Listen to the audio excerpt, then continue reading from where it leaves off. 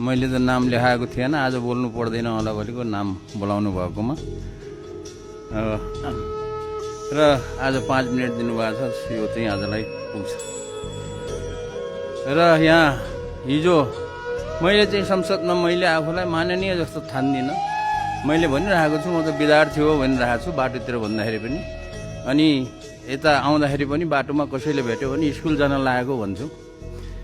हिजो पढाइ भएन है, दुर्भाग्यवश।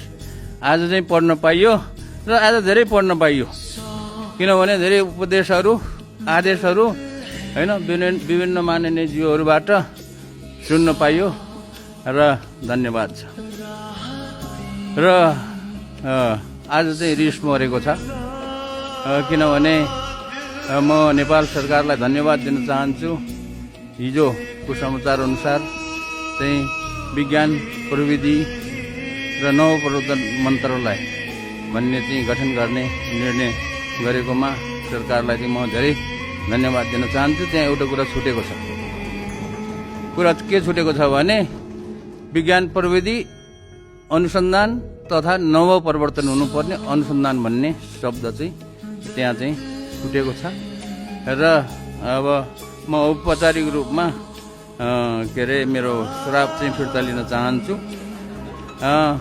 र यो किनभने यो म चाहिँ अलि मलाई झटक्कै रिस पनि उठ्छ अनि फेरि रिस छिटै पनि हराउँछ। अब म अरू कुरा केही भन्न चाहन्न। यो जुन नीति तथा कार्यक्रम छ त्यसमा एउटा दुईटा कुरा थपियोस् भन्न चाहन्छु। र त्यो थप्ने कुरा चाहिँ के हो त भन्दाखेरि अब मन्त्रालय त गठन भयो, मन्त्रालय आफैले त काम गर्दैन। मन्त्रालय सञ्चालन गर्नको लागि त्यसमा निश्चित बजेट चाहिँ आउनु पर्यो। त्यो निश्चित बजेट भनेको मेरो चाहिँ अहिले कति वर्ष भयो, 3-4 वर्ष भयो, मेरो अडान के छ त भन्दाखेरि पुँजीगत खर्चको 1% कोष। त्यो पुँजीगत खर्चको 1% बजेट छुट्याउने व्यवस्था गरिनेछ भनेर यो चाहिँ उसमा चाहिँ यो नीति तथा कार्यक्रममा आओस् र त्यही अनुसारको बजेट छुट्योस्। अब त्यतिले जति पैसा आउँछ अब जति सकिन्छ त्यो चाहिँ गरौँला। यो किन भनिरहेको छु भने विकसित देशहरूले इजरायलले आफ्नो जिडिपीको 5% बजेट रिसर्च एन्ड डेभलपमेन्टमा खर्च गर्छ। कोरियाले 4.5 यस्तै गर्छ। अनि विकसित मुलुकहरूले अमेरिकादेखि लिएर बेलायत, जर्मन, अरू जापान यिनीहरूले 3% जिडिपीको 3% खर्च गर्छ अनि उनीहरू विकसित भएको हो। हामीले जिडिपीको 1% पनि कल्पना गर्न सक्दैनौँ, किनभने जिडिपीको 1% के अरे खर्च गर्ने यो अहिले हामीले नीति ल्यायौँ भने यो हामी चाहिँ डुबे जस्तो हुन्छ। त्यसैले जिडिपीको पनि छोडिदिउँ, यो चाहिँ पुँजीगत खर्चको 1% भन्ने राखौँ। यो कति महत्त्वपूर्ण छ भन्ने कुरा म तपाईँहरूलाई सामसुङ इलेक्ट्रोनिक्सको एउटा उदाहरण दिन्छु। सामसुङमा चाहिँ ठुलो कम्पनी हो, त्यहाँ धेरै किसिमको कामहरू भइरहेछ।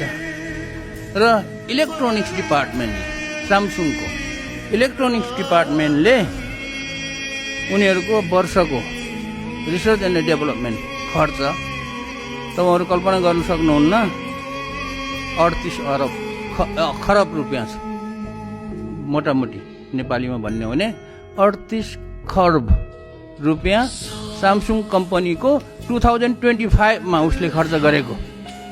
जहाँ कि अहिले हामीले अर्थमन्त्रीज्यूले बजेट बनाउँदै हुनुहुन्छ, हाम्रो मैले मोटामोटी सुन्दाखेरि हाम्रो यो वर्षको आर्थिक वर्षको बजेट चाहिँ 19 खरब है, हाम्रो भन्दा डबल रिसर्च एन्ड डेभलपमेन्टमा। त्यसैले यो कुराहरू विचार गरियोस्। र एउटा कुरा म के भन्न चाहन्छु भने शिक्षामा सुधार गर्नको लागि चाहिँ माध्यमिक शिक्षामा अहिले 2056 सालदेखि शिक्षाको दरबन्दी बढाइएको छैन। राहत कोटा के कोटा भनेर चाहिँ करिब 45,000 शिक्षकहरू छन्, त्यसलाई चाहिँ कोटामै बदलियोस् र तिनीहरूलाई चाहिँ गरियोस्। किनभने राहतमा कोटामा बसेको टिचरले राम्रो पढाउँदैन, किनभने उहिले अर्को जागिर खोजिरहेको हुन्छ, बाँच्नको लागि अर्को उपायहरू खोजिरहेको हुन्छ। त्यस कारणले त्यो गरियोस्। र यो चाहिँ फेरि अर्को कुरा के हो भने मधेसमा खास गरी मैले देखेको, म आफै मधेसमा 4 महिना घुमेको छु मेरो किताब बेच्न, 8वटै जिल्लामा घुमेको छु। र मधेसमा तपाईँहरू थाहा पाइसक्नु भयो कि छैन, मधेसमा चाहिँ के छ त भन्दाखेरि कुनै पनि जिल्ला 8वटा जिल्ला के अरे शिक्षित भनेर घोषणा भएको छैन, साक्षर भनेर घोषणा भएको छैन।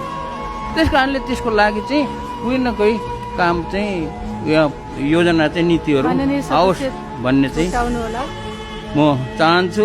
र अन्तमा म के भन्न चाहन्छु भने प्रधानमन्त्रीज्यू यहाँ आउनु भएन, हामीले पनि उहाँलाई ल्याउने कोसिस गरिरहेका छौँ अनि उहाँ पनि नआउने कोसिस गरिनु भएको छ। यो हाम्रो आन्तरिक कुरा होस्, भोलि चाहिँ यो कुरा चाहिँ इन्टरनेसनल मिडियामा गयो भने के होला त्यो कुरा चाहिँ सोचौँ क्या। किनभने इन्टरनेसनल मिडियामा प्रधानमन्त्रीज्यू उहाँलाई चाहिँ के कति उसमा चाहिँ एकदमै हुनुभएको छ, प्रख्यात हुनुभएको छ। फेरि त्यो जुन प्रख्यात जुन ख्याति प्राप्त गर्नुभएको छ उहाँले यति चाहिँ विचार नगरिदिँदाखेरि फेरि त्यो ख्याति चाहिँ कता जान्छ कि हाम्रो चाहिँ होइन। नसुनेको भए त ठिकै छ ल, प्रधानमन्त्रीज्यूले नसुने त अहिले इन्टरनेसनल मिडियाले केही नगरे त ठिकै छ, गर्यो भने केही हुन्छ कि भन्ने मलाई एकदमै मनै डर लागेको छ। ल धन्यवाद।